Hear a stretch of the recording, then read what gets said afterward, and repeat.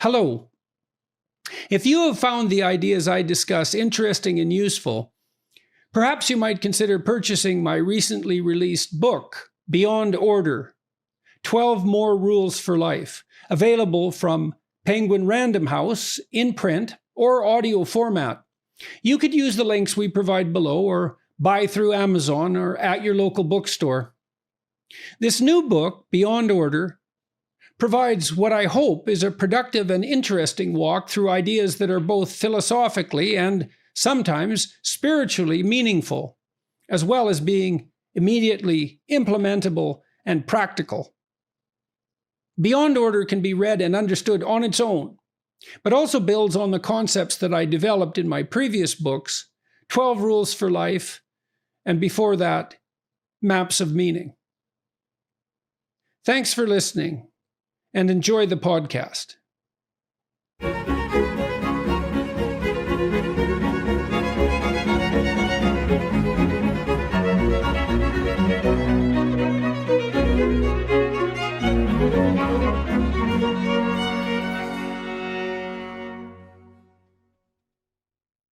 I'm pleased today to be talking to Dr. Iain McGilchrist.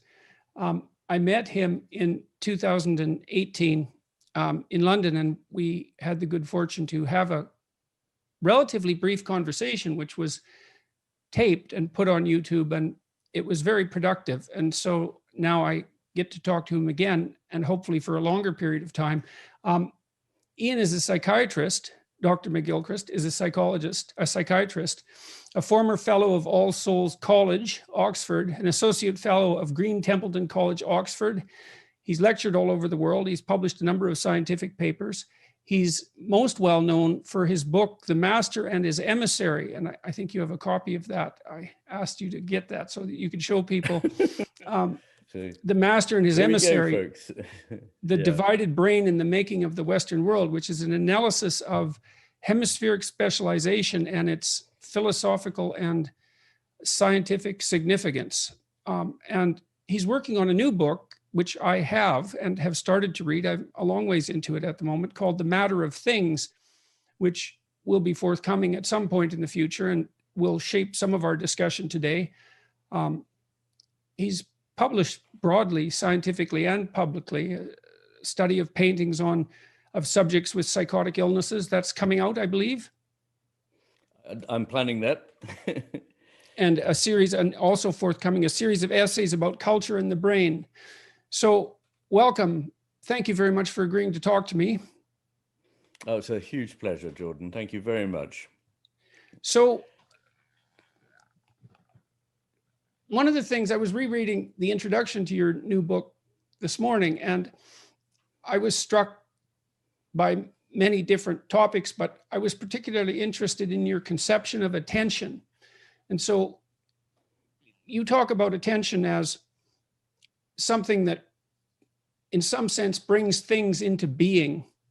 I don't think that's a misreading of your writing. And maybe I could get you to expound on that a bit and to tell me what you think attention is, because I've had a hell of a time differentiating it from fluid intelligence, for example, or from consciousness, or like it's a word that makes sense when you hear it in the context of a bunch of other words, but when you extract it out from that context and try to grip it, it falls apart in your grasp. So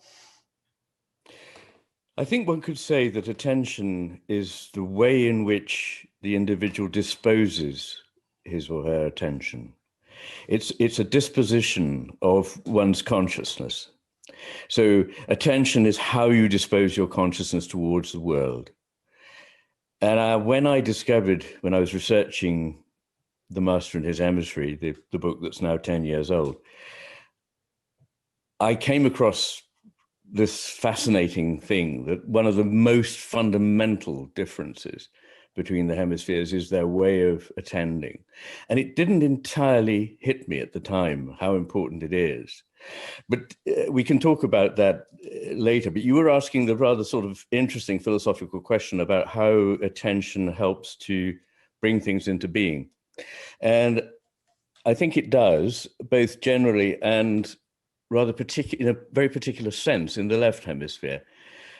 generally what I mean is that how you attend to the world depends, on that depends what world you find.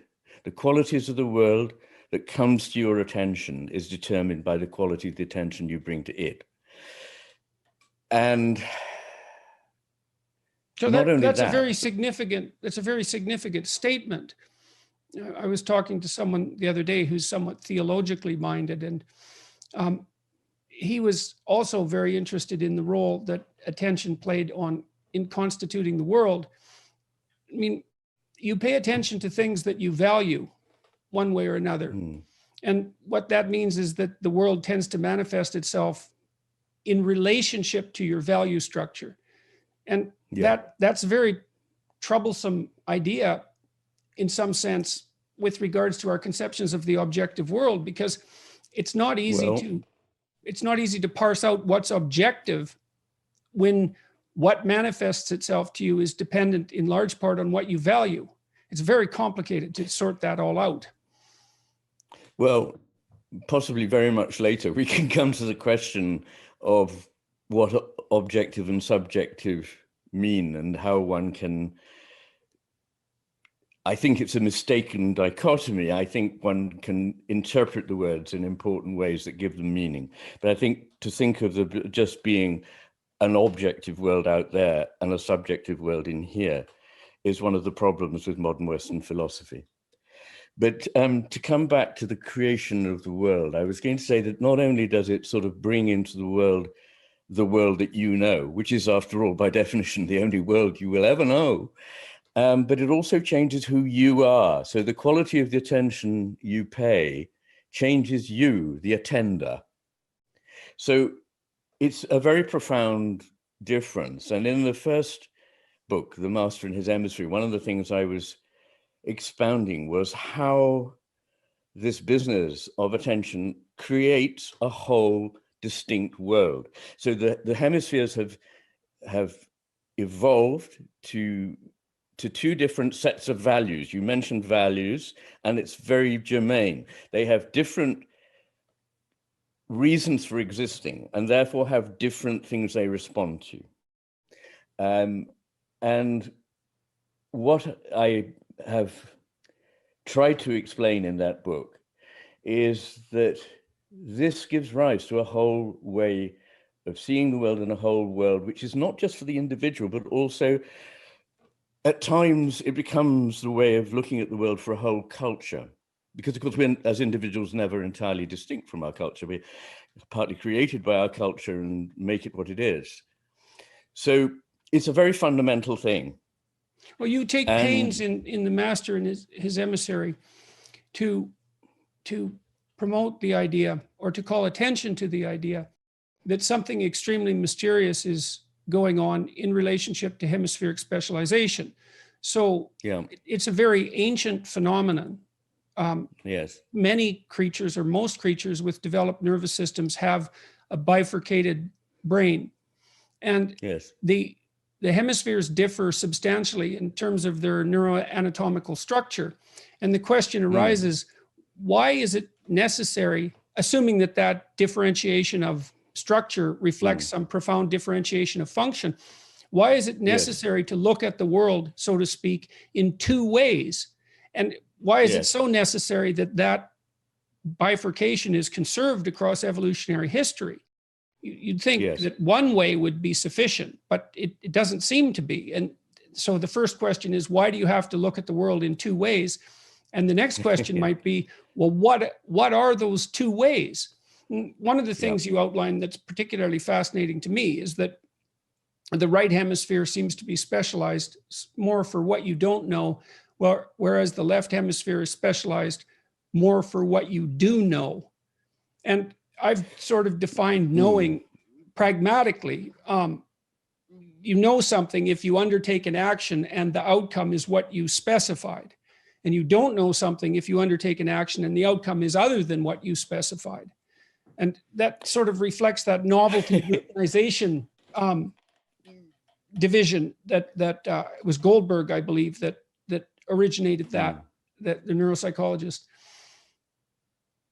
Well, Jordan, you've raised a whole bunch of points there, so I need a little bit of time to explain that.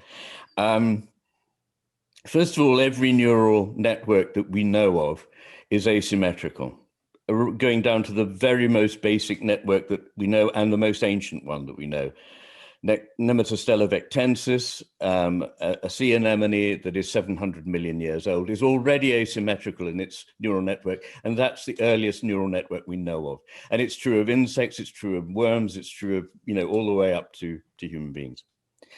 And the three questions that really got me going on this was, if the brain is there for making connections and its power is largely lies in the connections it can make, why is it divided down the middle? Whoppingly divided. I mean, most people don't realize quite how big this differentiation is, and if they haven't actually seen a brain. The second thing is, why is it asymmetrical? Because if you just need to grow this brain, you'd grow it symmetrically. The skull that contains it is symmetrical. And the third thing is, why is the connection, the principal connection between the two hemispheres at the base of the hemispheres, the corpus callosum, why is it at least as much, if not more, in the service of inhibition than facilitation? So it's as though there's something really important about keeping two things apart. Now, my hypothesis, and it's just that, is that this results from something that all creatures need to do. All creatures without exception need to eat and not be eaten. They need to live and to manipulate their environment, to get food, to catch something, to pick something up quickly, deftly, to pick up a twig, to build a nest. In other words, for all the kind of day-to-day stuff, food, shelter, they need to be able to manipulate the world very precisely. But at the same time, they must pay a precisely opposite kind of attention, which is sustained, vigilant, open without presupposition as to what it may find. And so on the whole, the way in which this has been addressed by evolution is that there are two neuronal masses that can direct attention at the world. And the left hemisphere tends to specialize in targeted, precise attention, and the right hemisphere in a much broader, vigilant kind of attention, which actually sustains the being of the world. Nothing about these tiny fragments that are isolated, disconnected, meaningless, gives you any idea of their meaning. It's only when you see the broad picture and you understand that they're not actually things that go to be put together to make that broad picture, but are things that are isolated out of an already connected picture. So that's the basis of that. I just wanted to pick up your thing about, because I don't think it's quite right to say that the left hemisphere is about what you know and the right spot about what you don't know. Somebody, I can't remember who, some philosopher said that knowledge is what we're uncertain of. The things we're certain of are things that we don't really know properly. I think there's a good deal of truth in that. The left hemisphere tends to jump to conclusions. It's much more quick and dirty than the right hemisphere. The right hemisphere is the one that says, hang on, wait a moment, you may be getting this wrong, because it wants to get things quickly. Its job is to manipulate. Its job is to get. It's to catch. It's to grab stuff. It's the one that controls the right hand that does all the grabbing. So the left hemisphere tends to prize certainty, and it's very uncomfortable when there's ambivalence. Whereas the right hemisphere, you can't act. Exactly. Whereas the right hemisphere seems to appreciate the possibility that we have to hold multiple views, multiple possibilities together. And so it has a quite different take on reality. It's more interested in discovery and exploration rather than capture. The left hemisphere is more interested in capturing a thing that it thinks it knows, often, not in any deep way. It's just identified an object it needs. But to understand things, the right hemisphere is better. And the idea of the master and the emissary is I won't go through the myth of it. I've explained it so many times, but the basic idea is that the master, the right hemisphere, knows that it needs an emissary to do the sort of functional administration work. So it's aware that the stuff that it mustn't get involved with and that it can't know. Whereas the left hemisphere knows everything, as it were, in its eyes, because it only knows a tiny bit, which is explicit. And, there it is in broad daylight, down in black and white, no shades of meaning, no nuances, nothing implicit about it. So it thinks it knows it. And if you like, the downfall of the left hemisphere, and therefore I would go of the society, the civilization, as it once was, that we belong to, is that the left hemisphere doesn't know what it is it doesn't know. It's the famous thing, the Dunning-Kruger effect, that the more you know, the more you think you don't know, and the people who know least think they know everything. It's a little, that's not quite fair, but there's something of that about it, yeah. But can I pick up something that I touched on earlier? Please do. We were talking about creating the world through attention, and I think that is true. And there's a very big question there about what I mean by that. Do I mean just, as you say, subjectively or objectively? And maybe we should park that for the moment, but I don't mean either in a very simple way. But what is fascinating is that the right hemisphere, as I say, knows that there are things that it's not aware of. But the left hemisphere seems to take the attitude that if it's not attending to it, it doesn't exist. And this is very dramatic in clinical neurology.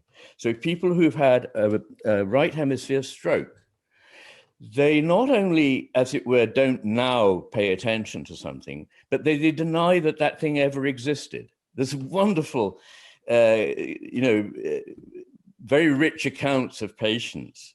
One of the ones that I really like is an experiment done by, who was it? Biziak and Luzzati, I think, back in the late 1970s, where they got a couple of highly educated people with right hemisphere strokes. And they was in Milan at the time. And they said, these people lived in Milan. And they said, imagine you're standing in the Piazza del Duomo in front of the cathedral and looking at the square. Describe all the buildings in the square. And they would describe only the ones on the right side that the left hemisphere only pays attention to.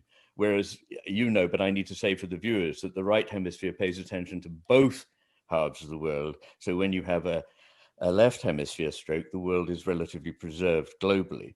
But after a right hemisphere stroke, you're only relying on this left hemisphere. It's interested in the bit of space which it can manipulate, the bit on the right. So they named the buildings down the right-hand side of the view of the square they had then. And then the experimenters asked them to go to the other end of the square and look at the cathedral facade and name the buildings. And this time they named all the ones down the other side of the square, but didn't mention any of the ones they just mentioned. So there's something, it's been commented by one philosopher that it's almost like there's an ontological landslide. Things come in and out of existence for the left hemisphere. And when it was pointed out to these people what they'd missed, they became angry, irritable, and frustrated, which is a typical left hemisphere emotional timbre, impatient to dismiss this. So I think that's intriguing. I mean, it's just one image. I mean, the very dramatic one is to do with denying that you have parts of the body. And as was pointed out by Fritz Langeler, I think, way back in the second decade of the 20th century, they don't only deny after a right hemisphere stroke that they have the left half of the body, which is not functioning because of the right hemisphere stroke. They will become very irritable if questions are asked about it, or they will just go blank. I mean, they will be talking perfectly coherently, and then they're asked about that, and they will go stumm, or they will become very irritated.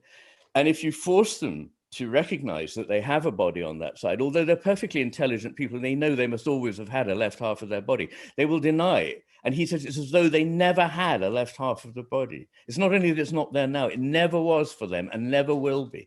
Now, that's what I mean when I say that there are different levels of creativity of the world, or the creation of the world through attention, I should say, in the two hemispheres. Now, you're in your new book, and to some degree in The Master and His Emissary, you're mixing your neurological analysis with philosophical speculation, and you're trying to solve a problem. So maybe you could tell us what the problem is, and then we can discuss the solution. Well, I suppose the problem is the one that I mentioned, that there is a puzzle about why our brains are set up in this rather odd way. But you're also pointing to a kind of philosophical malaise, right? So there's a conceptual problem, yes, but also an emotional or broad scale philosophical problem. And there is indeed. And indeed, if I may say so, the book that I hope will come out fairly soon, called The Matter with Things, which is a pun on several levels, because I think it's a critique not only of the way we think now, but of our obsession with thinking of the world as composed of things and that only matter exists. But anyway, in that book, what I'm really trying to do is marry science and philosophy again. They never should have been separated. Science cannot properly be done by philosophy. Without philosophy. Many scientists and philosophers have commented on this over the years, and the divorce has been disastrous for them both. You get a mindless kind of science that jumps to very naive conclusions that everything is mechanical. And you get a kind of philosophy that thinks it's above dirtying its hands with science. Now, I think each of these parties can benefit from a rapprochement, which is long overdue. And it's that I try to do in this very big book, to show how strands of neurology, philosophy, and physics, and even of world mythologies come together to show the same very similar pictures, the same gestalten, the same differences between a world such as the world brought into being by the left hemisphere and a world such as is brought into being by the right hemisphere. And perhaps before going on any further, you did invite me earlier to say something about what those differences are. Well, to try and sum it up very quickly, what I'd say is for the left hemisphere, things are known, familiar. Literally, things that are unfamiliar are better dealt with by the right hemisphere until the left hemisphere can go, oh, I see, it's one of those, and put it in a category box. They're more distinct. In fact, they're probably entirely fragmentary or isolated in the left hemisphere, whereas the right hemisphere sees that nothing is ever ultimately unconnected from everything else. Things in the left hemisphere are frozen. They don't move. They don't change. Things in the right hemisphere are constantly flowing and changing, although flowing and changing and remaining the same are not necessarily an opposition. As we know, Heraclitus, my favorite philosopher, said, by changing, it remains the same, which is the image of a river, which is never, ever still for a moment, but the river outside my house that was there at breakfast time is probably there now. So in that sense, it's remained. And we're all, I believe, like these rivers, all living beings are. In fact, probably everything that exists is, as Heraclitus pointed out. So what are the things? The left hemisphere abstracts. It tends to abstract from the body. It tends to abstract from the context. And something I learned very early on in life was the importance of context, how it utterly changes anything that somebody says or any image. And this is particularly true, of course, of literature, which I studied and taught for a certain while when I was a young man, that once you start paraphrasing a poem and taking its sentiments out of the context, they've utterly changed themselves. They're no longer what they were. The left hemisphere is more interested in categories, the right hemisphere in the unique case. So it sees that you're not just a member of a certain group, you tick certain boxes, you fall into that category, but that you're massively complicatedly different. And I mean, this has a very real basis, when you look at neurological patients. People who have right hemisphere strokes are examples, two I know of that both come from the same research group in Switzerland, but involve a farmer who used to know all his cows by name. And after the right hemisphere, right parietal stroke, he couldn't really, well, he not only couldn't tell his cows one from another, but he could hardly tell a cow from a horse. And another woman who very plaintively commented after a right hemisphere stroke, she'd spent her whole life studying the birds of Switzerland. She was an authority on them. And she said, all the birds look the same. So that's what happens in the left hemisphere world.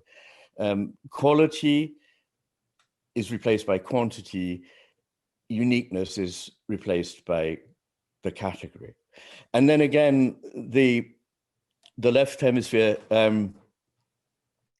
tends to see things as inanimate, where the right hemisphere will see them as animate.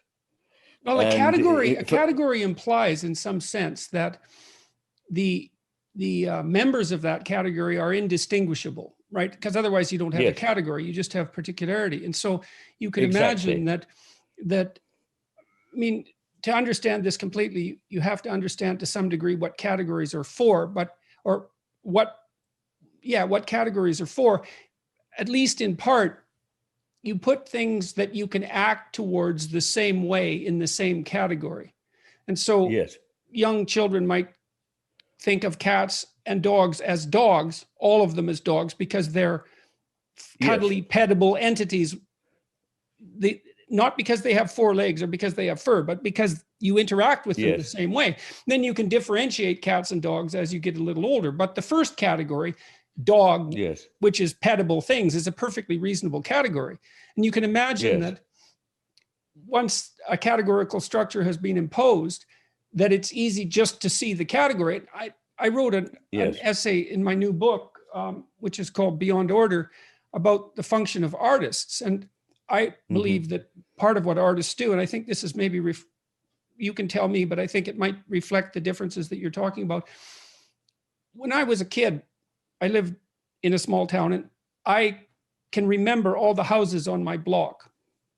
I can remember them in detail.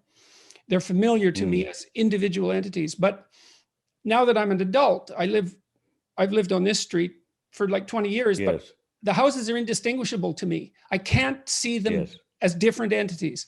And I think it's because I'm so familiar with the category house, which is a practical category, that I can't see beyond the category. And it's very efficient because I know what houses do. They sit there. You don't have to pay attention to them. And so it's really a useful perceptual shorthand just to see the category. But what an artist will do is take you outside the category and make you see the particulars again that you're missing. And I guess that's partly the context, to remind you of what's beyond what your memory forces you now to see.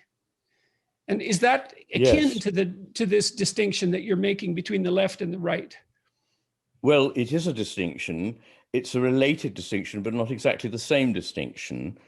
I mean, interestingly, it relates to the difference, a very important difference. In fact, I think probably the single most important difference of all, which doesn't at first strike people, partly because they're so used to living in a world of representations, that it is the distinction between the presencing of something as it comes into being for you and your mental representation of it, which is like a caricature or a category thing or a verbal sign, so that the left hemisphere's addiction, if you like, to understanding things via language is very important, because after all, language makes everything the same. You know, as Nietzsche said, it makes the uncommon common, because, you know, when you say somebody's got brown hair or something, then you've got everything just like in a category. But when you see that person, there's something quite different about the way their hair is and so forth. So and you'd find that out if you painted it. You know, because you wouldn't paint it with brown paint. You'd paint it with a multitude of colors if you were really looking at it. You certainly would. And you'd see that it wasn't, and I mean, artists play with, was it Manet who painted the haystacks or Monet? I don't remember, at multiple different times of the year.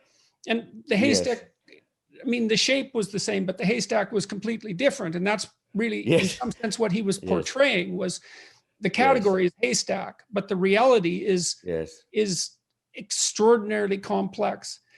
But this is also so the category seems to have functional significance. So you dump things together that you can act towards the same way.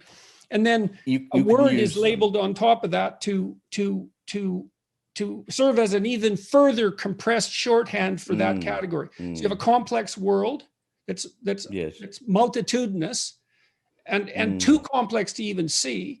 And then there's a perceptual act that categorizes that into like a perceptual image, house, say, and then there's a further compression and eradication of information that enables that to be represented by a word. Mm. And now, well, the Greek philologist Max Muller said, it's interesting that we read encyclopedias, we have dictionaries, we read books, and we are with all these words, but none of the things that these words represents actually exists, because in the act of being represented, they are no longer the thing that was present. The very fact of representing it suddenly stops the presence of the thing. For me, this is very vivid in Wordsworth, and this comes back to some of the things you were saying about the liveliness of the childhood mind, that when he was a young man, and particularly as a boy, rambling in the Lake District, the world was very much still alive to him and coming into being for him. But that as a man, he went back there and, as it were, couldn't avoid seeing the landscape as, oh, a picturesque mountain, a picturesque lake, one of those, if you like. And this is what he means by the phrase, the shades of the prison house closing round the growing boy, in his intimations of immortality on reflections of early childhood. So this is from this book. Mm-hmm. There was a time when meadow, grove, and stream, the earth and every common sight, to me did seem apparelled in celestial light, the glory and the freshness of a dream. Yes, mm-hmm. That's it. This is what I'm referring to. And this really is one of the more important differences. I would say probably the core difference, that, as it were, one world is real, vibrant, unknown in part, only known ever to a degree, and ever more coming into being and ever more coming into knowledge for the right hemisphere. And for the left hemisphere, already cold, finished, known, dead, put in a book, stuffed on the shelf, filed away. And we now live so much in this virtual represented world, partly because we're very much cut off from nature, which constantly reminds you of its vivid, uncertain liveliness. It confronts you with its audacious beauty and vitality all the time, partly because we've learnt to cut our minds off from our bodies. And so we think in this enormously abstract way, and partly because of city life, partly because of technology, which means we interact with two-dimensional screens rather than the three-dimensional depth, which is in a room when you're with someone, which is why, as you know, and I know, because we've both helped patients in our time, that it's very important to be in the room with the patient. It's a completely different thing that happens from anything you can do on the telephone or even like this. So part of the philosophical case that you're making is, I believe, that, well, we have a terrible conundrum as human beings. We need, in some sense, for the purposes of efficiency, to move towards the most efficient representations possible. And this has real bearing on the nature of perception itself. So I know, for example, that even in the primary visual cortex, so in principle, you know this, but I'm going to explain it for people who are listening. As the pattern signals from your retina move back towards your brain, they move upwards, so to speak, through a hierarchy of processing units. And even at the first stages of that processing, there's still more top-down input from other brain centers than there is input from the retinal structures themselves.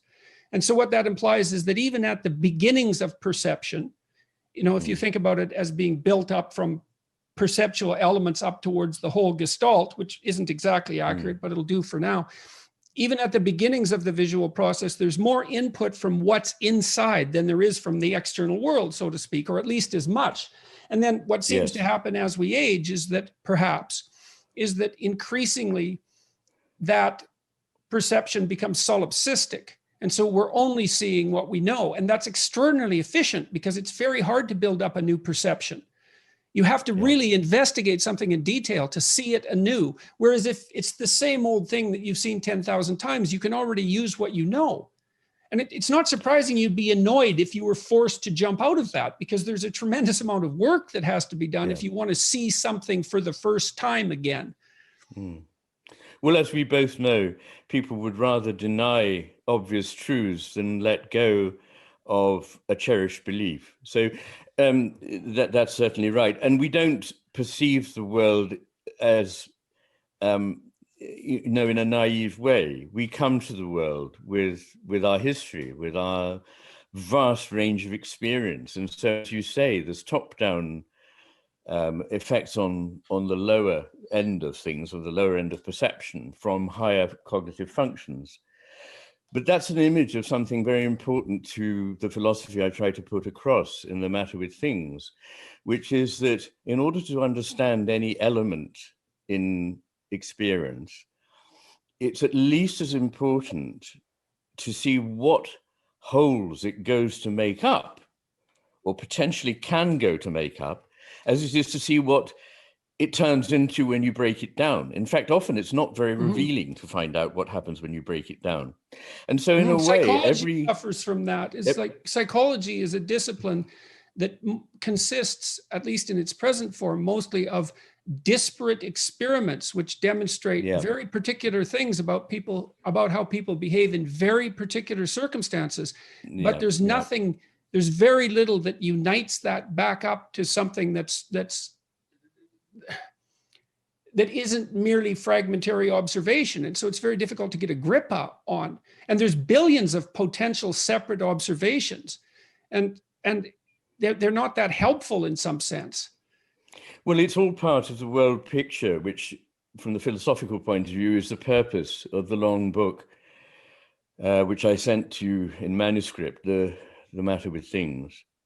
Effectively, I can state quite simply that I want to give a considered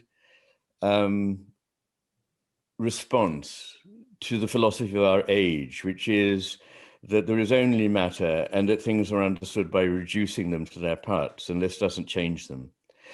It's a very naive philosophy. It's simplistic and it's immoral because it changes the way we treat the world and other people and nature. It changes our idea of who we are in a very damaging way, ruling out things that other traditions have traditionally held as very powerful. And, coming back to your comment about how people cling on to things that they believe, and it's much more difficult to try and see something in a different way, especially with age. This is why, of course, most traditions of spiritual growth enjoin on the person paradoxes, to see things in a completely new way that violates all the ways that they thought they knew. So I use paradox in this new book, but not in some blind way. In fact, I show that what we mean by a paradox is that the view of the left hemisphere of something and the view taken of the right hemisphere of the same thing can never actually completely marry up. They have different qualities, and if you push the comparison or the desire to make them logically come together too far, you end up with a paradox. And this started happening, early on in the Greek, the ancient Greek period of philosophy with Zeno. This is where the first paradoxes come from. And I have a whole chapter on paradox, which I see as generated by the desire of the left hemisphere to say it must be this or it must be that, clinging on preferentially to the very fragmentary view of the left hemisphere. See, the left hemisphere is not good at understanding. That sounds a very blanket statement, and it is. But the whole of the first part of that book, the new book, is massively more thorough neuropsychology than is in The Master and His Emissary. So it's about as thorough as I could possibly make it. And what I do is I look at the ways in which we have any chance of getting an idea of what the world is. What are the portals of entry of, if you like, information about the world to us? And I take it that it depends very much on our attention, how we dispose our attention, perception, the judgments we form on the basis of perception, the ways in which we apprehend what we're dealing with rather than comprehend it. In other words, grasp it, as we say, with the right hand of the left hemisphere, take it, use it. How we understand it in terms of emotional intelligence, which is not a small thing. It's the whole way in which we understand everything human. By emotional, I don't mean sort of in some, you know what I mean. I'm talking about social and emotional understanding, the sort of thing that is absent in people with autism. And cognitive intelligence, this may surprise people, but that all these things, and creativity. So creativity, intelligence of the cognitive kind, IQ kind, emotional and social intelligence, apprehension is a separate case. I'll come to that in a second. Perception, attention, and judgment. All these are better performed by the right hemisphere. Only apprehension is better performed by the left hemisphere. So the only thing the left hemisphere is better at is getting a hold on either an idea, very precise, clear one, or on a thing that it wants to use. But all the manifold complexity which our intelligence brings to bear in order to understand the world, all of that is better done by the right hemisphere. And I can say that on the basis not just of experiments in normal subjects, but on seeing what happens when you have either left hemisphere damage or right hemisphere damage. To summarize a vast chunk of information, which I hope will be, there for people to read very, very soon. To summarize that very briefly, what one would say is that when you have damage to the right hemisphere, your grasp of reality is the main thing that's impaired. You don't understand it, you don't connect with it. Your ability to understand what's going on disappears. Whereas when you have a right hemisphere, that's when you have a right hemisphere stroke. When you have a left hemisphere stroke, the main things are you have difficulty speaking and using your right hand. They're practically very important, but essentially the understanding of the world, the grasp of the meaning of the world, so we have to use these words grasp occasionally, but the overall comprehension of the world is sustained by the right hemisphere. Okay, now, so let me ask you a question. Can I? Sure, go ahead. All right, okay. And then yeah. All right, okay. Let me just make this point. Yep. Because I want to, people might say, well, okay, but so what? We've both got right and left hemispheres, so we're not missing anything. So does it matter? Well, yes, it matters very importantly for my philosophical project. Because as I show in the second part of the book, where I look at the proper contributions to understanding made by reason, science, intuition, and imagination, what I can show is that in those attempts to grasp, we can see the world, we can see the signature of the right hemisphere or the signature of the left hemisphere on a particular model. So if we have two possible models of a certain action or an aspect of reality or of space or time, which I deal with in the third part of the book, and indeed in philosophical history and in the history of physics and so on, there have tended to be opposing views of the world. Once you know how the left hemisphere sees it and how the right hemisphere tends to see things, you can see the hallmark of the left hemisphere's understanding on a certain philosophical standpoint, on a certain scientific take of the world. And you can see the hallmark and the imprint of the right hemisphere in certain other ways of reasoning and of science and philosophy. So this is very important because up till now, we've never been able to judge between these two. We've got A, we've got B, we just have to go, can't tell, we can't reconcile them, we can't do without either of them. That's true. Ultimately, that's true, but we can get a very sharp idea, I believe now, of which of these is fallacious, which one is going to lead us down a blind alley, which one is out of touch with reality, and which one is more in touch with reality. I just wanted to say that because it's behind the whole philosophical drift of my book, which is how do we know who we are? I asked Plotinus's question, who are we? That's effectively the question. What is the cosmos? What is nature? And how do we all relate? Sorry, I'll hand over to you. No, that's good. Okay, so to do something, you have to zero in on it. So let me lay something out for you, and then I'm going to ask you a specific question about it. So imagine that I'm concentrating on the computer screen. I'm attending to it. I'm writing a book. Okay, so the question might be, well, what am I doing while I'm writing that book? What is it to write that book? Well, at the most focused level of my consciousness, the most focal level, that involves voluntary control of my fingers. I'm going to be typing single letters.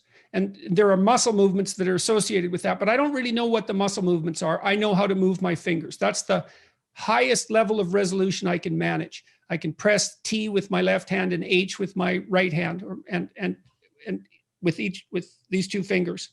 And so that's sort of where the pedal hits the metal in some sense. That's where my intent meets the world. Okay, so, but I'm not typing letters. Sorry, I am typing letters, but at the same time, I'm typing words. And at the same time I'm typing words, I'm typing phrases. And then I'm typing sentences, and I'm typing paragraphs, and I'm typing chapters, and then I'm typing books. And then the book itself is an artifact that's nested inside higher order structures. So while I'm writing the book, but the reason I can write the book is because I'm imagining a world within which the book is nested. And so I'm focusing on something very specific. Like I can't write the book without pushing the letter T with my left index finger, but I also can't write the book without apprehending the book as a whole. And, you know, when I edit not letters because I can spell, but I edit words. I substitute one word for another. I edit phrases. I edit sentences. I edit at the paragraph level. Like all of these levels actually exist. Now, is it reasonable to suppose? So, sorry, I'm going to add one more level outside that. So you might ask, well, why am I writing a book? And it might be, well, because I'm a practicing scientist. And why is that important? It's, well, I'm a dutiful citizen, let's say, trying to uphold my moral responsibility. And you might say, well, why is that important? And I would say, well, that's part of my proper moral engagement with the world. And then I can't go farther outside than that. Now, is it reasonable to suppose, if you think about that whole structure as a kind of lens that focuses us in on the world, is it reasonable to suppose that it's the left hemisphere, so to speak, that's concentrating on the T's and the H's, and that as you move up that hierarchy to broader and broader levels of conceptualization, that the manner in which those higher levels are conceptualized shifts more and more to the right, or is processed more and more by the right? Is that a reasonable way of looking at it?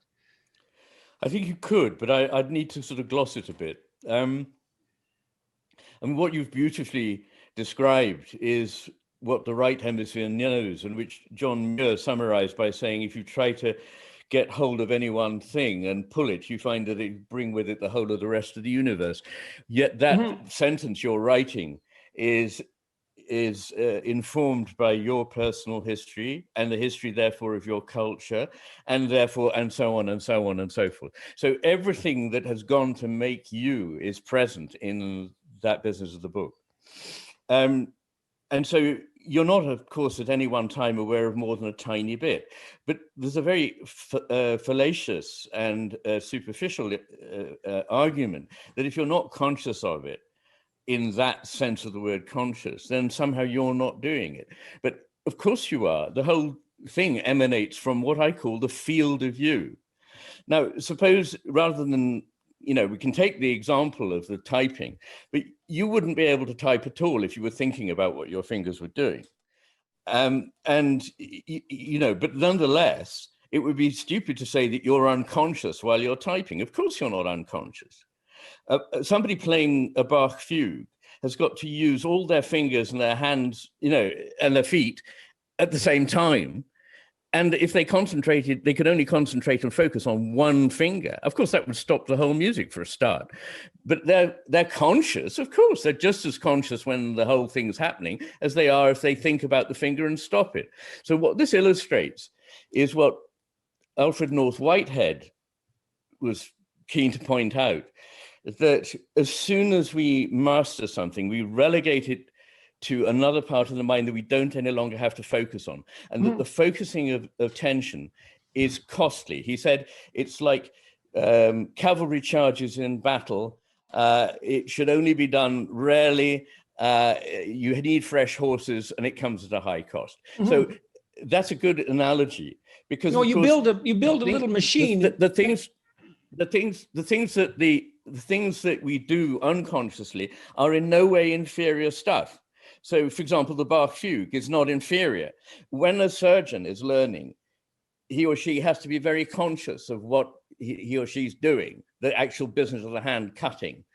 But when the surgeon is very skilled, it can hum, listen to the radio, chat with colleagues, and it's all happening.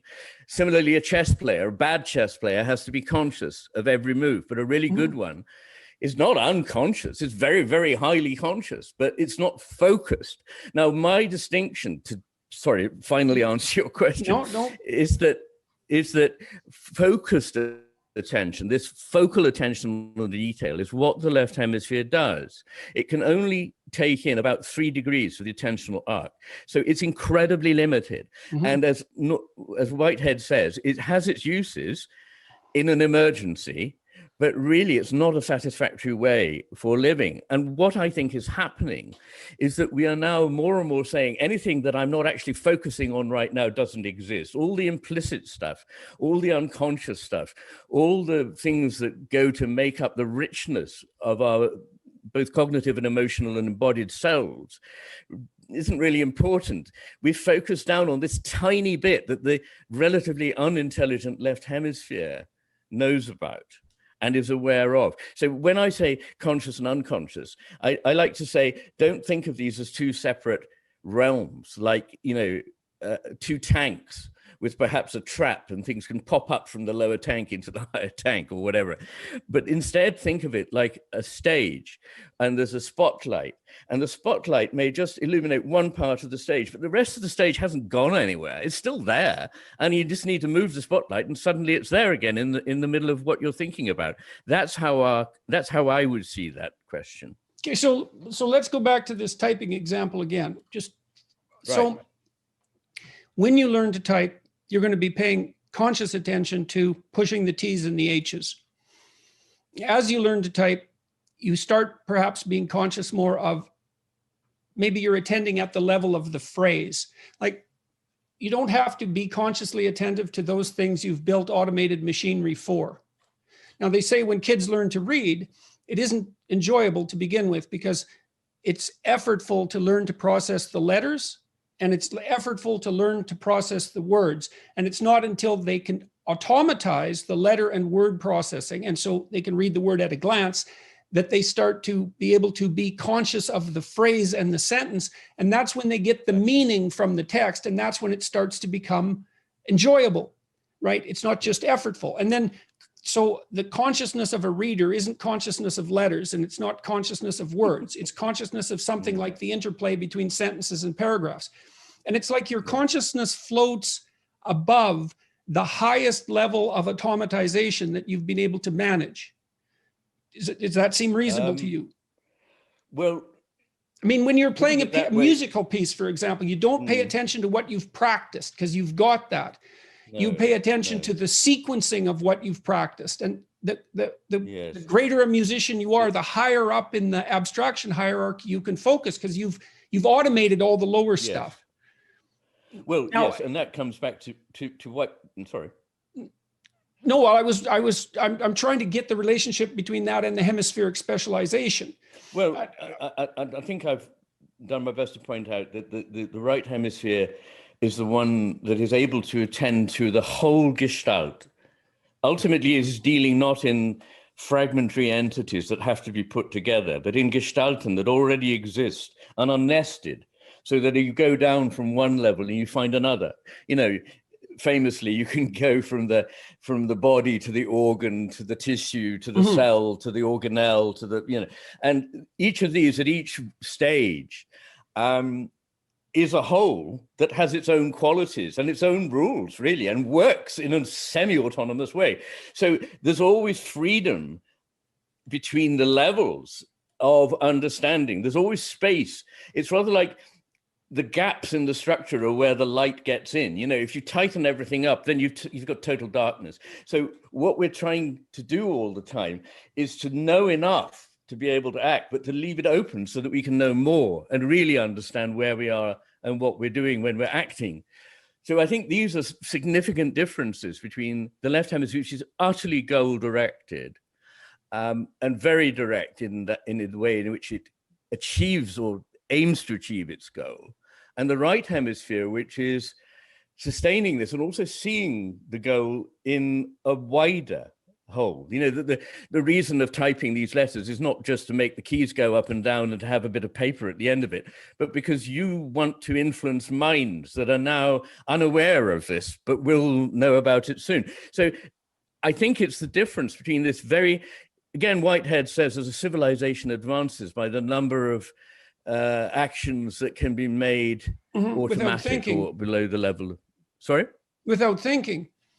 Without thinking. Mm-hmm. Because thinking is a very complex thing, isn't it? I mean, what is it? And a number of people have commented rather along the lines that I'm saying, that it's not so much right to say I think as in cogito, but in the words of Lichtenberg, the 18th century German philosopher and physicist, es denkt in mir, something is thinking in me. And that is the me. It's not separate, and it's not unconscious in the sense of it has no life, it has no meaning, it has no purpose, it has no direction. Absolutely not. It has all those things. And one of the things I'm trying to argue in the last part of it, may I say something just about the structure of this book? I started off on it, this new book, yes, and I'm just going to say a little bit more about it. Yeah. So I've explained. Yeah, well, we're trying to grasp something large, going through its parts, and it's not such a simple thing to do. It's not a simple thing to do. So the first part of the book I've explained. It gives one an insight into a simple fact that in terms of having access to the reality of the world, the right hemisphere is better than the left. And it has a special take, if you like, which we can recognize, so that when we're having to choose between two opposites, we can choose one if we want to over the other. Then in the second part of the book, I'm looking at the pathways to knowledge, using attention, perception, judgment, intelligence, so on. How do we put them to use? Well, I think the main ones are science, reason. I think most people would say they're important. I would say intuition and imagination are also vastly important. Now, none of these is infallible. None of these can say that it can deal with everything. There are proper limits to science, otherwise you're peddling untenable, naive scientism. But it is a very important thing for us to respect and to do honorably. Reason is enormously important. I use science and reason as the basis of my book. But again, reason, as Pascal, famous mathematician and philosopher, said, reason is poor if it cannot see its own limitations. And so it has limitations, but it can achieve a very great deal. And the same actually is true of intuition. It's had a very bad press in recent years because I think, again, psychologists, I think you've alluded to this, they like things that can be taken down into bits and shown them, we can find the mechanisms. Intuition's a bit hard for that.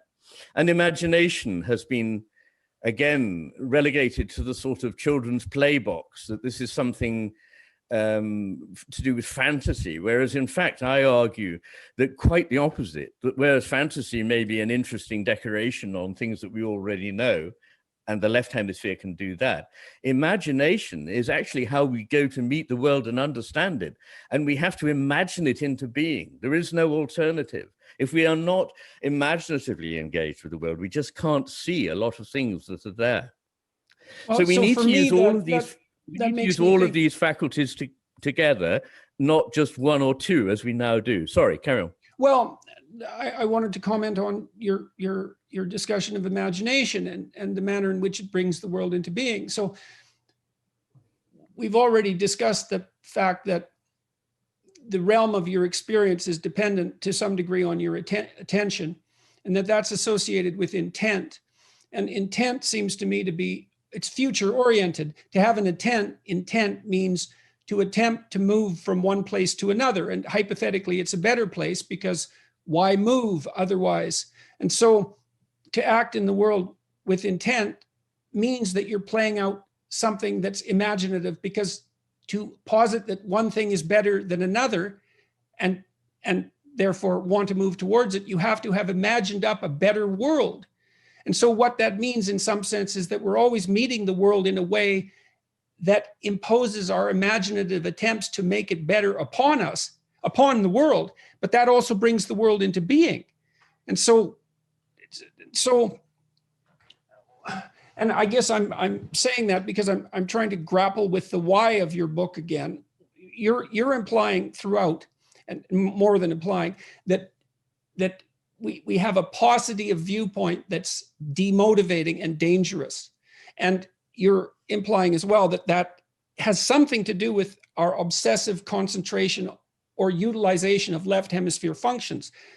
That reminds me of Heidegger to some degree, and his claim that moderners use the world as produce, that we tend to reduce everything to its functional utility insofar as it can be exploited. And like, I have some sympathy for that, because we have to exploit the world to live. But yes,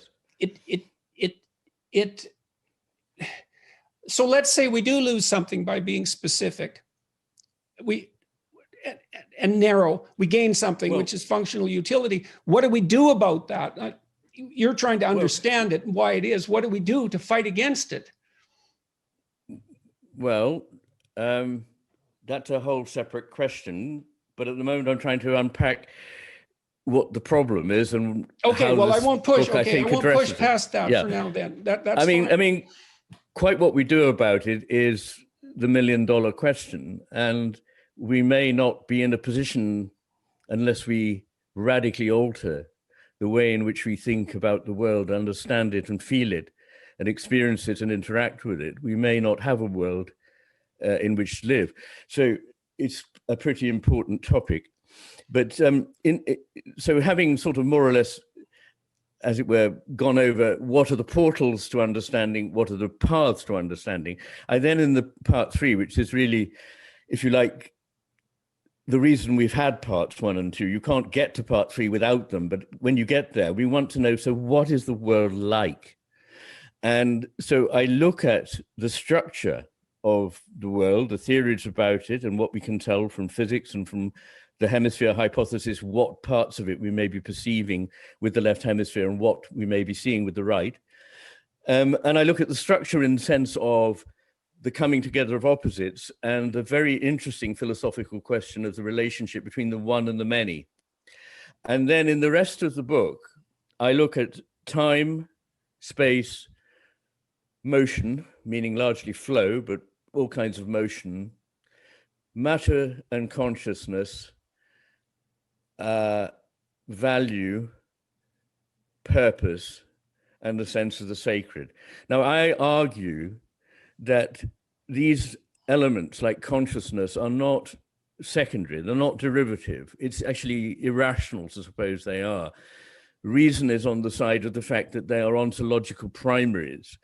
And I argue that unpack that for people, because there's a lot. But it would take a very long time. That.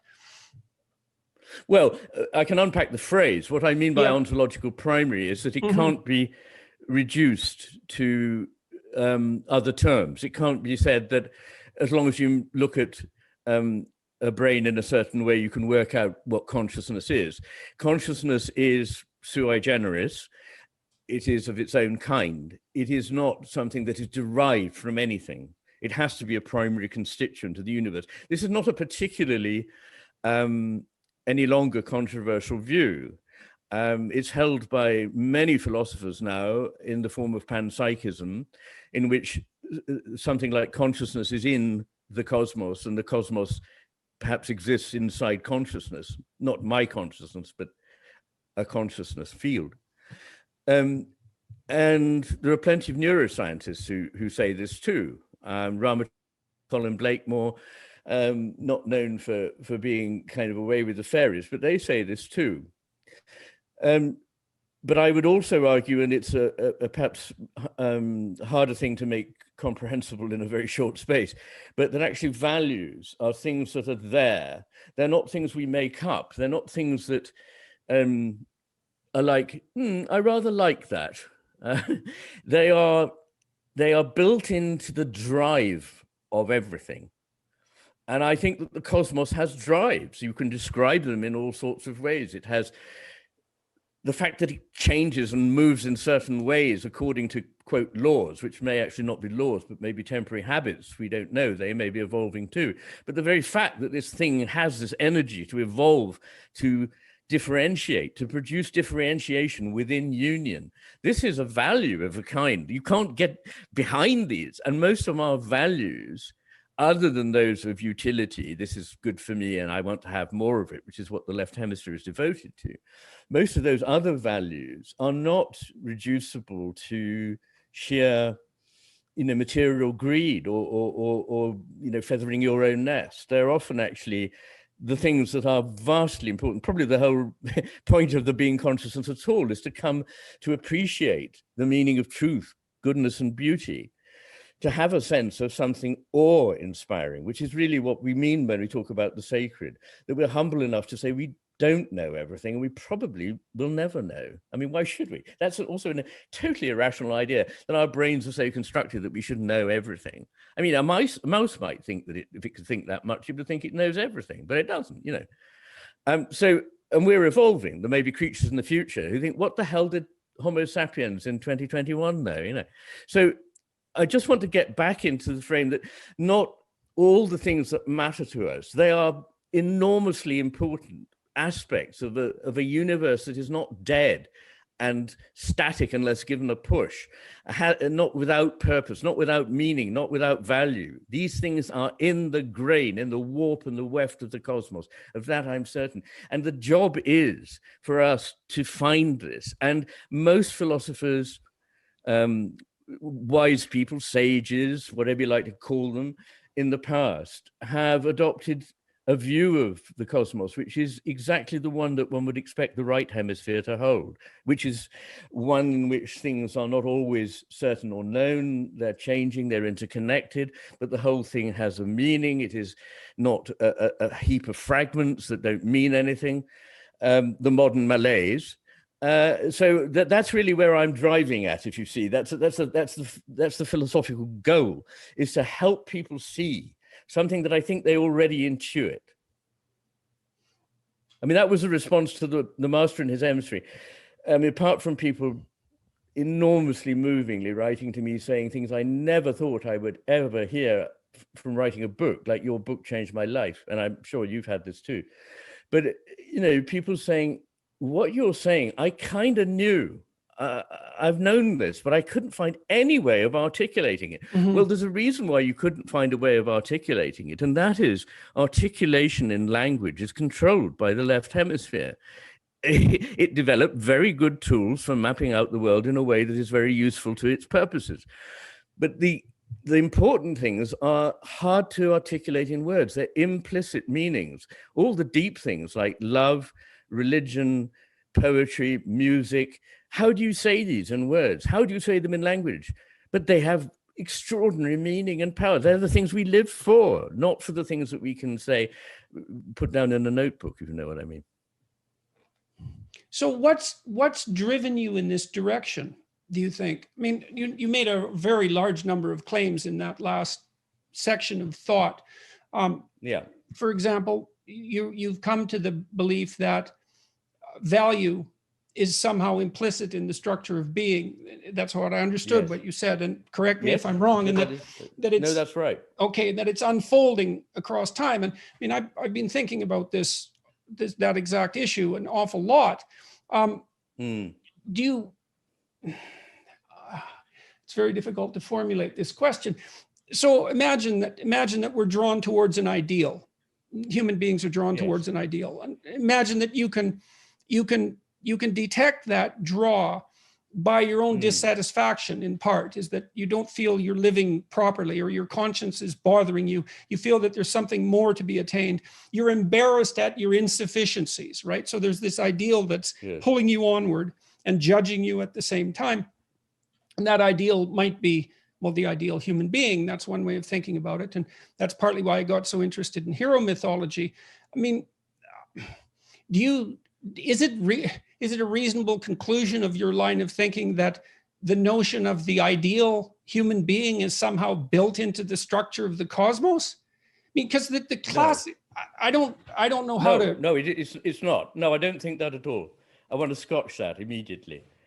Okay, well, how do you scotch that if you start with your presuppositions? Because my presuppositions have nothing to do with an already conceived plan that is just being acted out. This takes us back to the bad. It wasn't necessarily implying. Oh, all right. Well, okay, but All right. Okay. Well, I'm glad you weren't. But a lot of people think that if I say these things, I must be positing an engineering God who sort of tinkers with things and makes things happen according to his purpose. Yeah, I okay, don't that's believe fair. I this. mean, I was implying that in some sense. I mean, because I the thought question you would might. be, where does your insistence that values are part of the structure of being, like, where does that find its limit? Because the classic limit of that is something like in fact, the definition of the utmost place of value in some sense is almost indistinguishable from the claim that there is a God.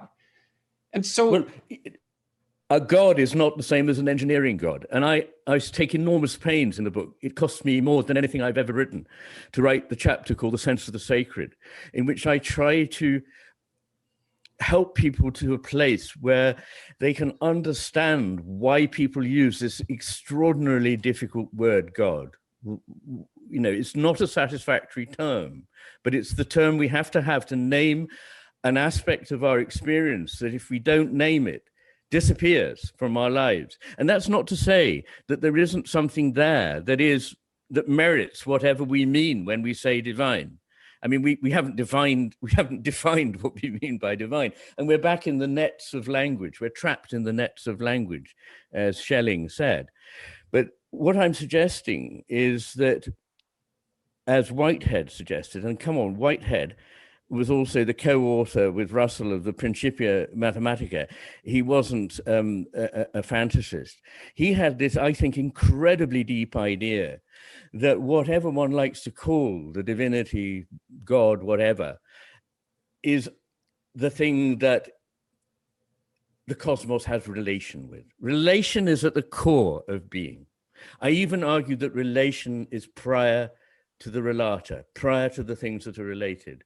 That sounds nonsense. How can you relate? How can you have a relation if there isn't anything yet to relate? But there's a wonderful image called, in Indian mythology, called Indra's net, which covers the universe. And in it, the idea is that the filaments of the net exist before the net, before the crossing points, which are the things we see. And on those crossing points, there are little gems which reflect every other gem in the net. Now, that would take a very long time to unpack, but perhaps it can set things going in people's minds. But the idea I have a gesture to the right hemisphere is that relation is prior to anything at all, really, and that therefore the whatever we mean by God and whatever we mean by the cosmos are in some sort of dynamic relation, which is an evolving one, in which the outcome is excitingly not known. If it were known, it would all be some horrible, possibly sadistic play by an almighty, all-knowing God. I mean, and look, I'm going to be talking to Rowan Williams shortly, but I don't want to go into all that I mean by that. I don't think God is omniscient and omnipotent, but I don't think he's not either. Just in the same way, I don't think he's green and I don't think he's not green. I think the terms are wrong, but you know, we can go there if we want, and later or another day.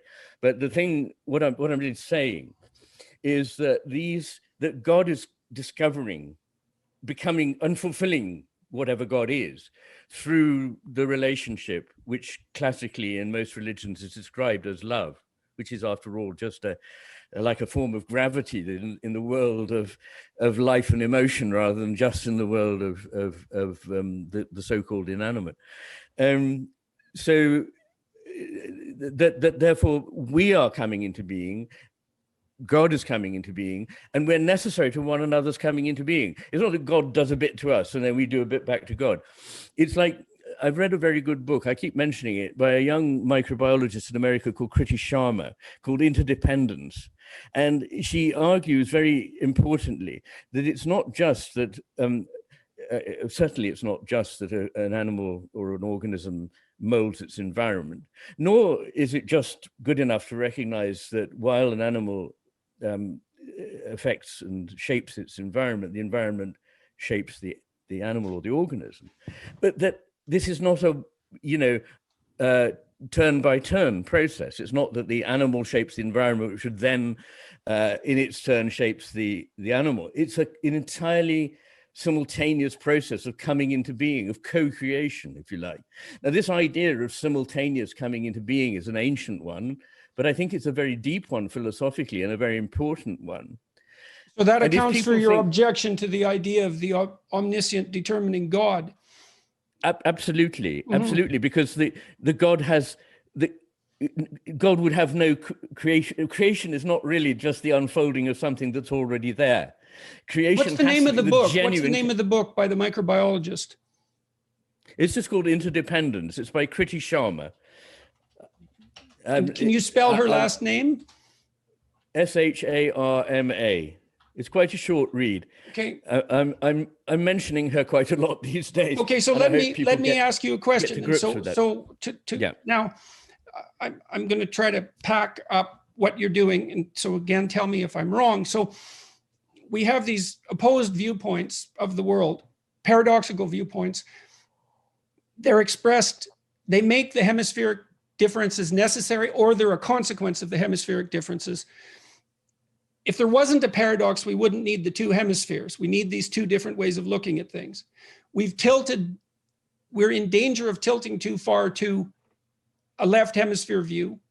And that's keeping us from what? It's keeping us from apprehension of the relationship with the sacred that you're describing, the co-creation relationship.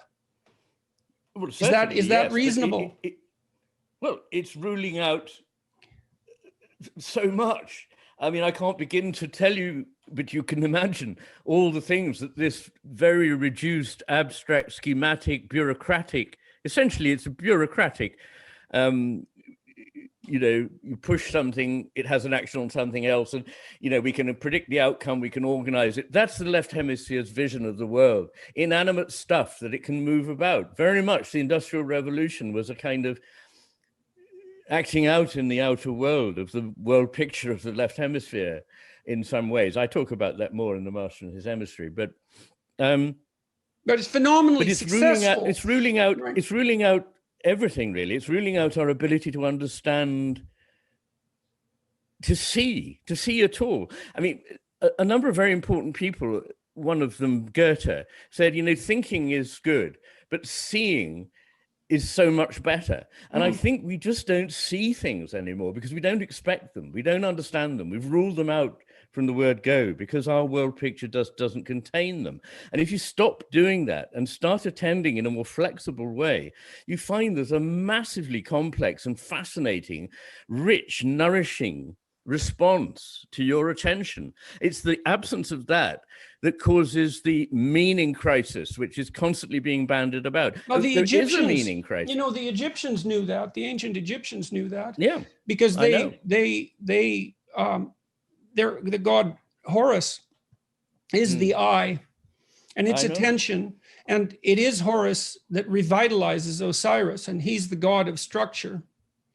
And they saw the proper sovereignty was a combination of attention and structure, a dynamic combination of attention and structure. Well, this is absolutely brilliant. Well, I quite agree, but this is where we come to, I need to correct a possible misapprehension.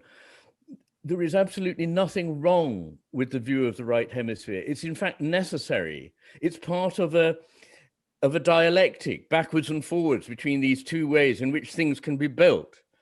You can't have the one in a way without the other. You're quite right. We need them both. But we live in an age which is completely obsessed with the idea of equality as some eternal sort of truth about the cosmos. I can see no evidence for this idea. It's a lovely idea, a humanly invented idea, which is a good one in society, although it can't be realized, and it may actually not be necessary or even good for it to be ultimately realized. It might lead to a horrible kind of totalitarianism, as many 20th century philosophers pointed out. But these that's two the problem things with don't have to elevating be, one virtue above all else. It's a left hemisphere problem. Well, it's an ideological problem. No, the point is this. We need the left and the right, but we need the right to be in control. Now, this is very important. This is the image of the master and his emissary. The emissary and the master are not equal. The master needs the emissary and knows he needs the emissary. The emissary, being inferior, doesn't know that he needs the master. So the emissary is good as long as he's under the control of the master. Now, that image is extraordinarily important for understanding this picture of the cosmos, and is actually present in ancient Chinese, Navajo, not Navajo, Iroquois mythologies and so on, this idea of there being an unequal pair, that one has to be the guardian of the other. And as long as the one that is, as it were, a potential problem remains under the supervision of the wiser one that sees all, everything works well for everybody. And that's why in The Master and His Emissary, I suggest there were 3 periods in the West: in early Greek civilization, in the peak of Roman civilization, and again at the Renaissance in the West, where these were working well together. But in every case, it slid further to the viewpoint of the left hemisphere. And in every case, the civilization has crumbled. And I see the evidence for that all around me now. So I'm not saying that we just need these 2 things. I'm saying we definitely need them both. Neither of them is bad. But what is bad is for the inferior one, the one that sees less, to take control. And it's very easy for it to take control because, like the less intelligent person that thinks it knows everything, it thinks, I've got it, I've understood it. There's no more. We do 3 more experiments and we've cracked the universe. It's all just a matter of, a few more years of science and we'll understand everything. Well, I don't believe that's the case. Let me let you in on some of the things I've been grappling with here. So I talked to Matt Ridley and Bjorn Lomborg recently, and they're enthusiastic Enlightenment rationalists. I would say they look at what's happened as a consequence of the Industrial Revolution and the tremendous technological advances that's produced and the immense increase in human well-being. And they say we can continue with that into the future. We can produce a world, and perhaps are already producing a world, where poverty is increasingly going to be a thing of the past. And we can bring the rest of the world up to the standards of living that characterize the West. And we can continue to expand the pie. And I'm not interested in discussing whether that's possible or not, because it's possibly possible and possibly not. But it's a particular vision, right? It's a vision of the extension of material comfort to everyone. And that comfort has been extended tremendously over the last 200 or 300 years. It's absolutely amazing. And I would say in large part, it's a consequence of that left hemisphere reduction of the world to manageable bits and the manipulation of it. And this is not to say anything negative about your thesis whatsoever. But one of the things I've noticed is that materialistic utopian vision, and I'm also not insulting Ridley or Lomborg, who I admire greatly, that materialistic vision of incremental material progress has very little motive power. Like, it isn't an exciting story for some reason. What do we want? Incremental improvement. When do we want it? In due time. It's not a gripping story. It's lacking something. And you seem to be pushing towards something that might be the medication for that lack. There's nothing in that vision that speaks of like a grand destiny for the individual, for society. And there are many religious traditions that insist that human beings exist in a relationship with the divine, and that it's only in living out that relationship that life is imbued with the proper kind of meaning. And proper means sufficient to keep you from malevolence, I suppose, and sufficient to be in love with life. Now, you posited in some of your statements a while back that we're in this co-creation relationship with the divine. And that isn't too far off from my understanding of many classical religious propositions, that human beings participate in the act of creation. Whether we participate in the act of creating God is a whole different question, but we can leave that aside. I mean, so then the question is, what's the question that arises out of that? I'm still trying to drive down at exactly what the main point you're making. You've worked on this book for a tremendous amount of time. Something's driving you hard, and it's the revelation of a solution to a very important problem. And the revelation seems to be something like an attempt to explicate a higher order vision to explicate a higher order vision, something that we can aspire to. And the drive to this is that I don't think that we live in an enlightened era. We live in what David Bohm called an endarkened era, in which what we think is enlightening us is in fact inducing misery.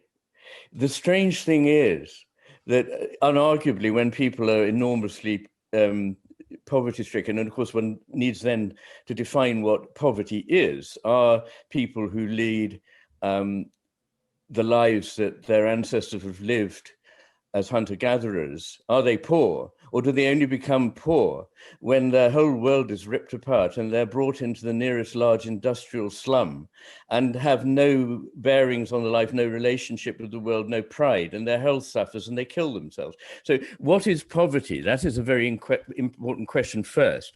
But also remedying poverty, extreme poverty, is of course enormously important. No feeling person could argue against that, but it's not enough. You know, as one rather well-known historical figure said, man cannot live by bread alone. And the thing is that there's only bread in this story, but that leaves out everything. Right. Peter Cook, he plays the part of a publisher who says, the trouble with your book is that it lacks everything. And I feel that this kind of philosophy lacks absolutely everything. It's got nothing whatever to offer. Now, let me just put some facts to this, because it may sound, it's just my opinion. What do we know? Well, fortunately, going back to the 30s, school children in America, in a certain system, have been asked the same questions about their happiness in life at the same age, going back now 70 years. And Jean Twenge, who has looked at this data, which avoids all sorts of problems of defining what you mean by happy and, retrospectoscopes and all the rest. You've got the data from the 1930s, the 40s, the 50s. And nowadays, the numbers of children that would qualify by a very well authenticated and commonly used standard as being depressed is 5 to 8 times what it was in the 1930s, when poverty was a big issue. So 5 or 8 times, not 5 or 8% more. So there's something horrendous we're doing to ourselves. Suicide rates are going up, particularly among women, who register much greater dissatisfaction with life now than they did 20 years ago, interestingly, because one might think that a number of things that would have made life hard for them have been removed. But it just shows how complicated it is knowing what works well for people. And 3 things overall, 3 things seem to be incredibly important for human fulfillment and happiness. And one of them I touched on at the end of The Master and His Emissary, which is feeling socially connected, being bound into a meaningful community of trust. That's one. The second is being in the presence of nature. Just going off for half an hour into a forest and being quiet has an effect on your blood pressure, on your physical health, and so on. And these effects, if practiced, are greater than those in going to the gym. And the thing that really struck me is there is the Oxford Handbook of Religion, I think it's called, but it looks at enormous bodies of evidence about the well-being of people who are adherents to a religion and those who are not. And not only, as you very well might expect, are the people who are not adherents to religion much more prone to anxiety, depression, drug addiction. They cope less well with crisis, they're more vulnerable generally, but they're actually physically not so well. So, for example, rates of stroke, of heart disease are comparably better amongst the believing group than the unbelieving group, with the difference between those who do cardio exercise, for several hours a day. So, and even smoking, it's a more powerful effect than smoking. Social connectedness is more powerful than smoking. Being in nature, I think, is more powerful than smoking, and being a part of a religious community that worships is, and even holding spiritual or religious views to some extent, is a mitigator against unhappiness and illness. So, is that any answer to your question of why, why I don't think that Matt Ridley's idea of, it's totally left hemisphere idea. We just sort of crank out some more government departments, do some marvelous technical things, and everybody gets to be living in a fantasy land of happiness. I don't believe this. Well, I don't think he believes that. I mean, he's a complicated person, and he's more concerned with applying material resources where they could be most effectively applied. I think the question of what material comfort and plenitude needs to be embedded in is a different question. I think it's reasonable to say, well, we should do what we can to alleviate destitution and catastrophic poverty. We should improve child nutrition. We should eradicate tuberculosis. Obviously, right. The question is, what does that have to be nested inside for it to be worthwhile? And that's what you're aiming at. And I believe is what does that need to be nested in to make it worthwhile? And you've come to this conclusion. Was this a shock to you over the years that you came to the conclusion that? No. Okay, why not? I mean, the reason I'm asking is because it isn't an everyday occurrence in some sense for a committed scientist to point out that the scientific viewpoint needs to be embedded inside a broader, value-oriented viewpoint. It's something I believe, but it isn't an everyday occurrence for that to be stated forthrightly. And as a scientist, it isn't necessarily the first thing that would come to mind. Like, have you always thought this way, or have you come to this as a consequence of your thinking? Well, I have the advantage of having come to science from a fairly thorough grounding in the humanities. So I had a philosophy of life that was based on reading, thinking, talking, and I was a relatively aged customer when I started to study medicine, compared with most people who do that, at least in this country.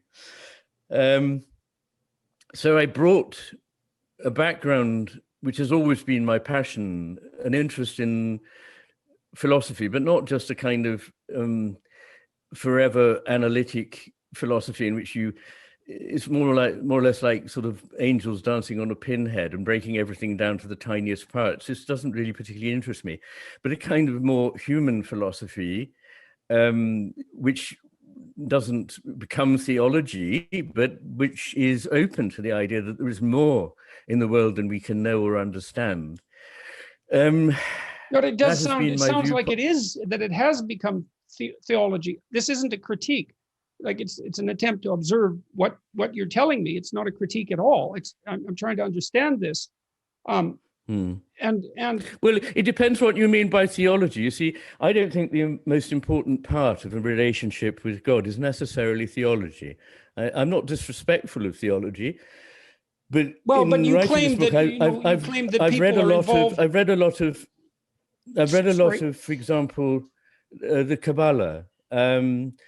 I've acquainted myself with Buddhist philosophy, and I've always been very interested in Taoism, Hinduism, and the deep wisdom of these things, including, as I say, North American native people, and even circumpolar people. I mean, the wisdom that's embodied in their mythologies. We think of these as somehow childish myths, but in fact, these myths contain, and in fact are the only way of containing, or not containing because they're not ever contained, but of transmitting, bringing into being for other people the things that are the deep truths. And it's that motivated me. I have only one, I'm not going to be alive much longer.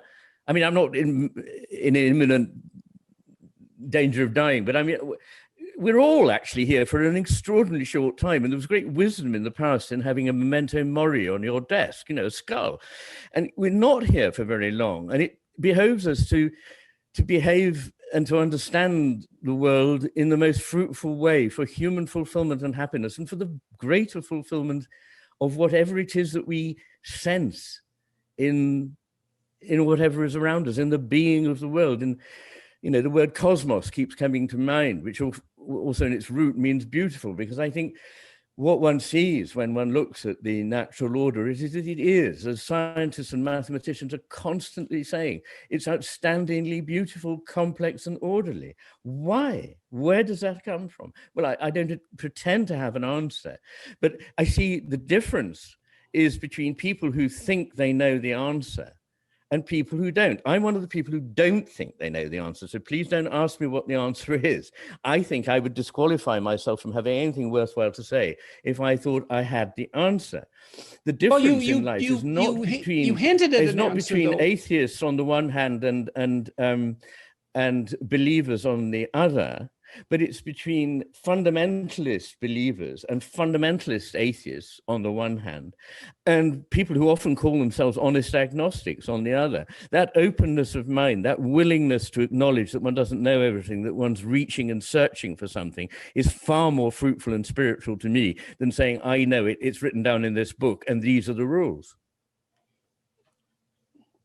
I want to go back to I listened to all of that, and I want to go back to this co-creation idea, because that's not a trivial idea. That's an overwhelmingly massive idea. And the audiences I've talked with, I've talked about the necessity of a vision of life that's sufficiently demanding, meaningful, to justify the trouble of existence. And it seems to me that it's necessary psychologically to be in pursuit of a noble goal. And there isn't a goal that's more noble than the one that you outlined, virtually by definition, right? I mean, if you're co-creating the cosmos, but also if you're in a co-creating relationship with God, that involves you at the highest level of being, with the structure of being.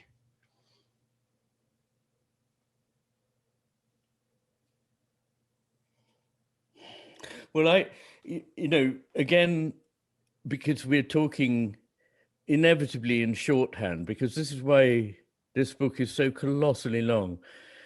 I mean, it's apparently as long as the Bible.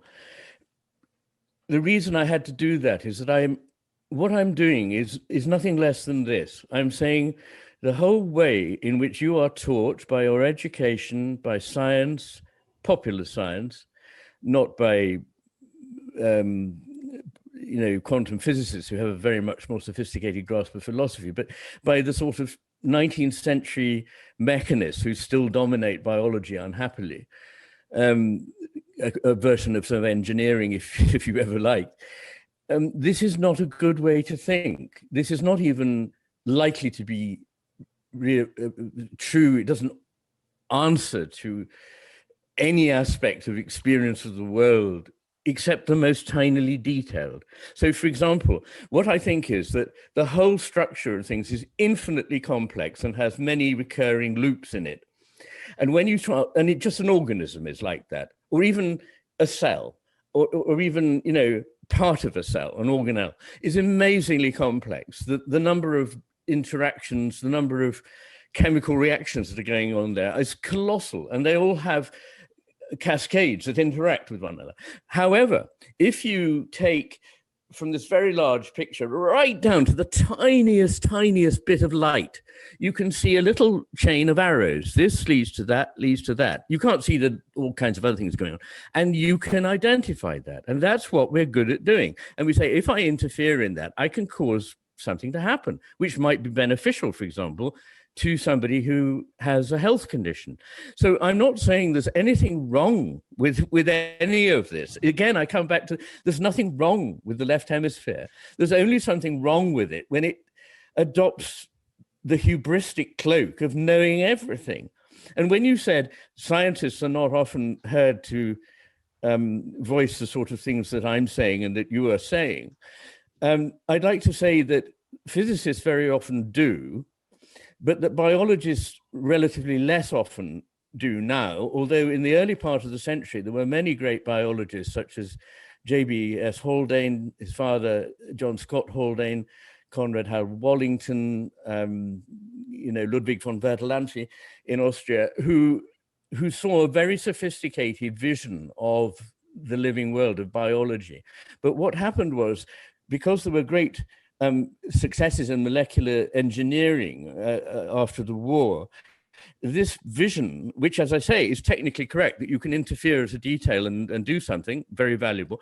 But the mistake is to extrapolate from that, to say this is the structure of the whole thing we're looking at. It's not like that.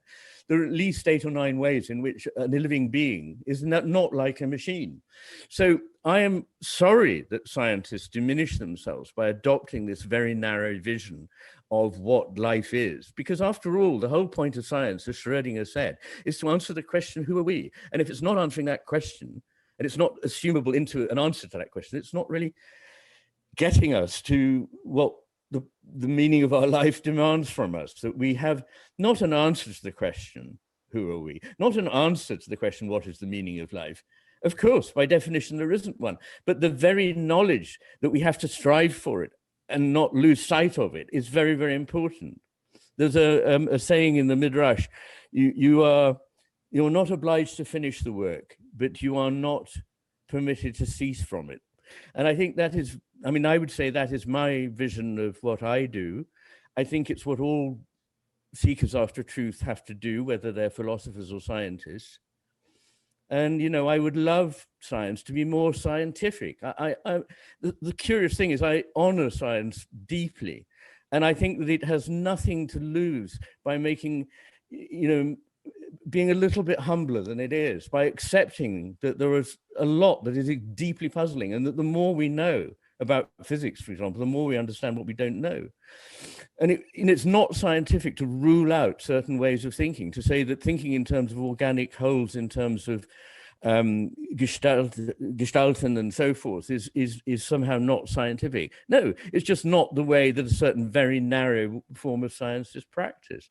And I want science, before I die, to become more open, as science should be, to be more questing, more imaginative. In writing this book, I've had a lot to do with the story of how scientists made their discoveries, how mathematicians made their discoveries. And they very rarely, if ever, as George Gaylord Simpson himself said, one of the great mainstream molecular biologists of the last century, it's very rare that they make them by following the scientific method. The scientific method is a retrospective thing that is fitted onto what actually happens, which is extraordinary insights of intuition, seeing shapes, testing them out, of course, which is a scientific method, of course. But it's not this kind of boring, rule-bound thing that it's often made out to be. Well, I think with that statement, that's a good place to end for today. It was a nice conclusion. Gone for an hour and a half or so, and I appreciate it's all right with me. Very, very much you talking with me. Hopefully we can do this again. I want to get further through your book. I'll keep everybody posted as to the progress of the book and to where they can obtain it when that becomes possible. Is there anything else that you wanted to mention today that you want to bring up before we close? Well, no, I want to say, first of all, which I haven't really had an opportunity to say, how enormously glad I am that you are, back in debate with us all, and long may that be. And I think the conversations we have are good. I hope other people may think that too. Well, we're going to put that to the test.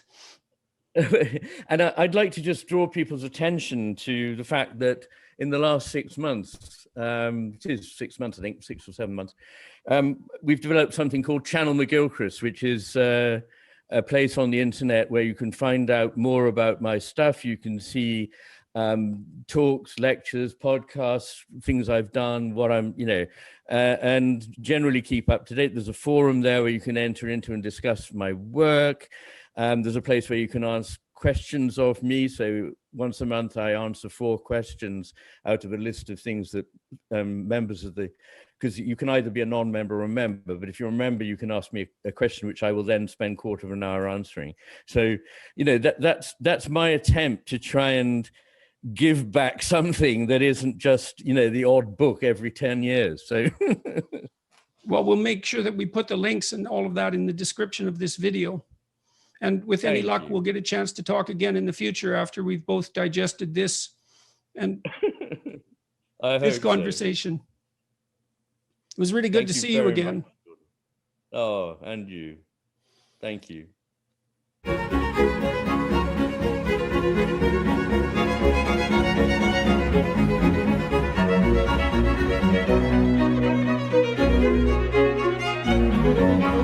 you.